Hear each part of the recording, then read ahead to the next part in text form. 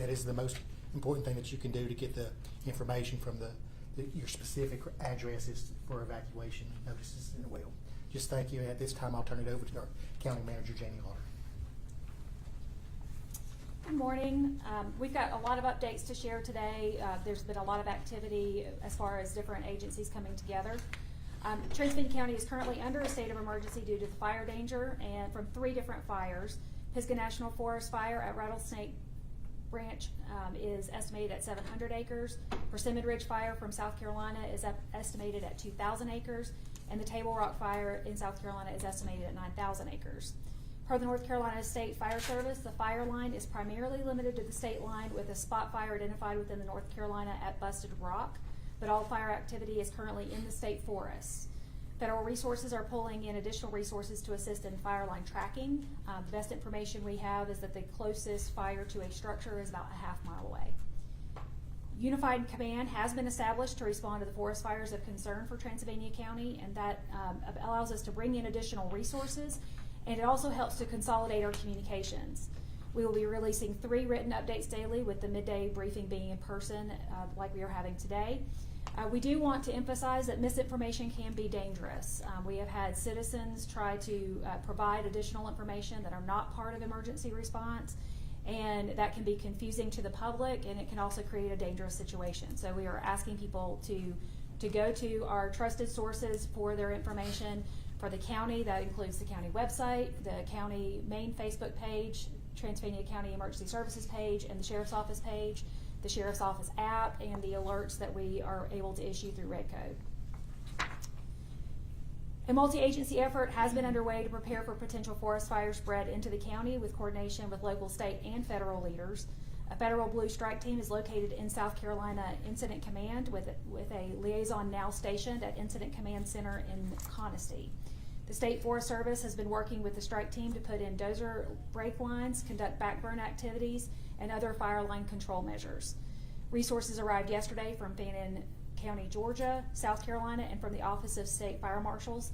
And the Transylvania County Cooperative Extension is also working with us to communicate with our agriculture community.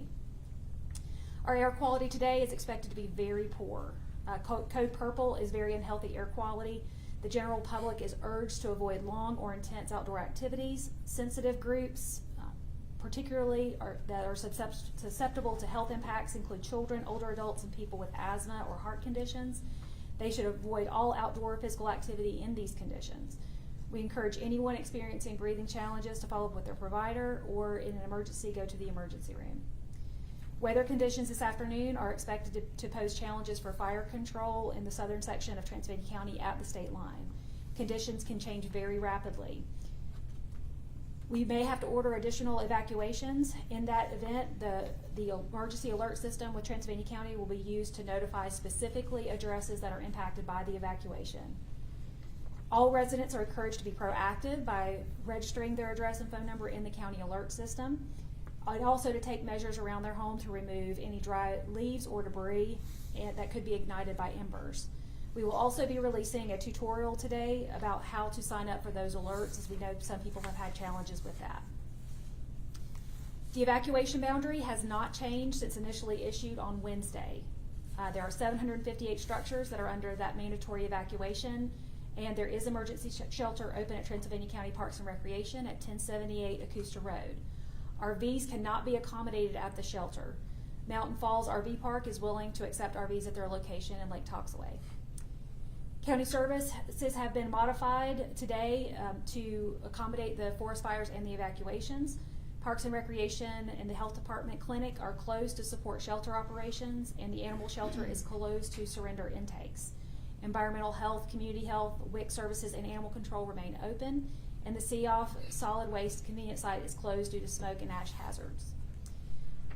We are asking everyone only to call 911 if you see active fire. Smoky conditions throughout the county are expected, and we do expect smoke to shift throughout the day into different locations. Comporium has also suspended any planned broadband outages in our county to support communication infrastructure. They've also increased the service at the Conisty Fire Department to support the Incident Command Center there. We are going to also include updates from the 2 fire departments that are working specifically in their fire districts, and that's both Conisty and Cedar Mountain. Conisty's fire chief was not able to attend today. He was with us yesterday. He has asked that we share that weather is not favorable this afternoon and that crews have been working on structure protection activities. We also currently have no known damage to any structures or injuries within Transylvania County. All right, I'd like to turn it over to our Cedar Mountain representative, our deputy chief. Hi, I'm Deputy Chief Ryan Wood, Cedar Mountain. At this time, we're doing more structural protection. Our structural protection we're working through is basically from Stones Lake on into South Carolina, Springfield side. We're looking at moving debris, things of that nature. There's been a lot of questions and people calling in, as Jamie just spoke of, about leaves and debris and things of that nature. Other things that the community can help with is on removal of items, things such as furniture, cushions, cardboard, gas cans, propane tanks, removing them away from the structure. These things can help us better protect their home if they're already been out of the way, because these embers that are falling can ignite them. So these are the areas that if you want to know something that you could do to help on removal, this is very helpful on our part for doing. That's all I got. Thank you. Next, we have our sheriff to talk about road closures and community update. Good morning. I'm Sheriff Chuck Hornby. I'm here to talk about the transportation updates. Nothing's really changed since yesterday. The U.S. Forest Service still has the Parkway closed from Asheville all the way to 215.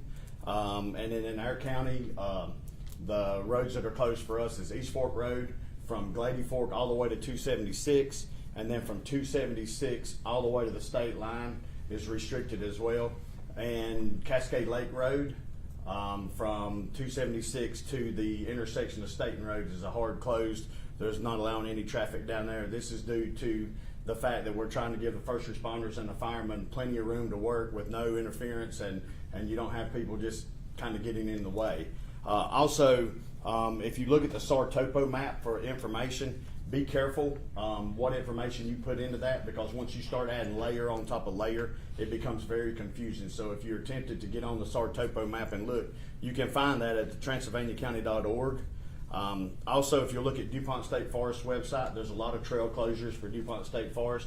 It's a high traffic recreation area. So just look at theirs and look at their website, and you can look at the DuPont State Forest website, and you can look at any trail closures, trying to keep traffic at a minimum for now, just to allow these firemen and these first responders the opportunity to get in and out wherever they need to without any restrictions. And we thank you for coming. That concludes our update at this time, and we'll be able to entertain any questions you may have. How many evacuees are at the rec center today? We had 11 as of this morning that were still in the emergency shelter.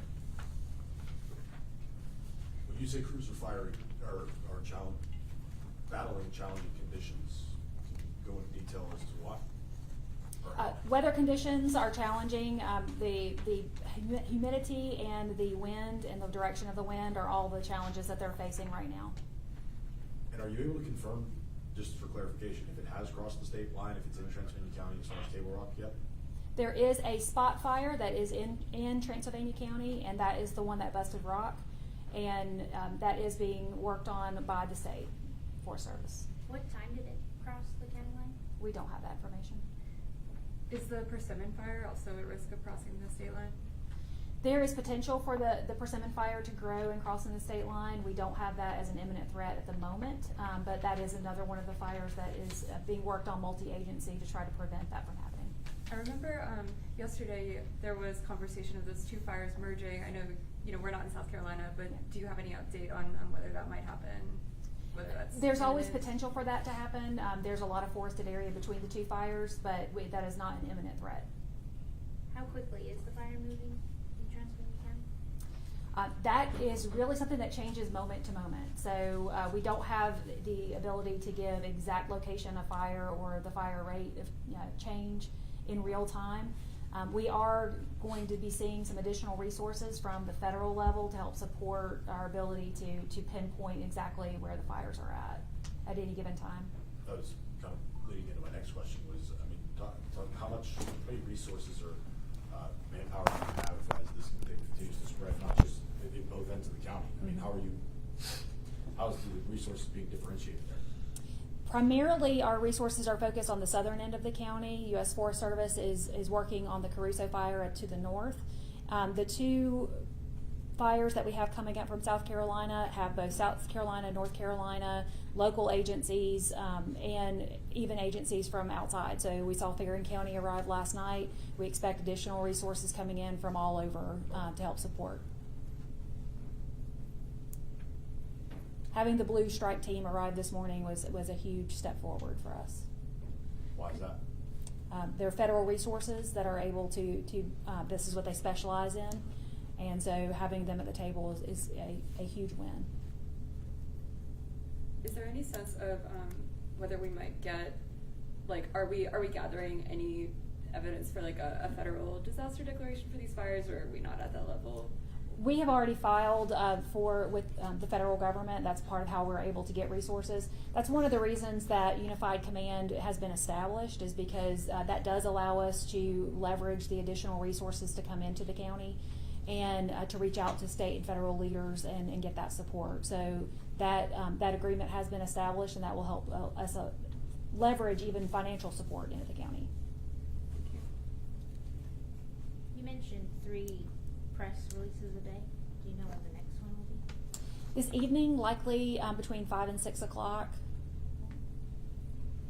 We are a little bit concerned, of course, this afternoon, wind conditions, that things could change very rapidly. So we want to make sure that we have fresh information to be able to share in that evening briefing, so that could be a little bit fluid. Forgive me one more time. What was the acreage on the table again? 9,000, you said? We are at 9,000, approximately 9,000. Approximately 9,000. Thank you. Any other questions? Anything else we should know? The main thing is for people to go to those trusted sources for information. We have had people on social media posting their own maps or trying to give additional direction. That does create a lot of confusion, and it really does enhance danger, because we need accurate information to be shared. And of course, people are very nervous right now, and we understand that. So we're trying to put out information as we receive it. There will be times where nothing's changing and there's not a whole lot to share. Other times we may be having the situation change so rapidly that we're pressed to put out the information timely. So we're really we're trying to strike a balance there, and we appreciate anything you all can do to help us with that media message. There's one more thing, just a part of that, some of the posts I saw on social media was saying that, as far as, you know, oh, the updates, there's not much of an update as of a day or a number of hours. Is part of that reason because of how the conditions change, you know, as the conditions change, the updates do with it, or is it, you know, just a timing thing, right? Yes. One of those was there was concern that the evacuation map had not changed. It had not changed because the evacuation map has not changed since Wednesday. We have not had to expand that area. So when we do, we will update those maps. We are providing both a stationary map on our website to try to help limit some of the confusion, but the Sartopo feature can be very helpful if people know how to use it, and that's where we're seeing a lot of confusion coming from about evacuation areas, fire line, etc. Is from people trying to interpret that data.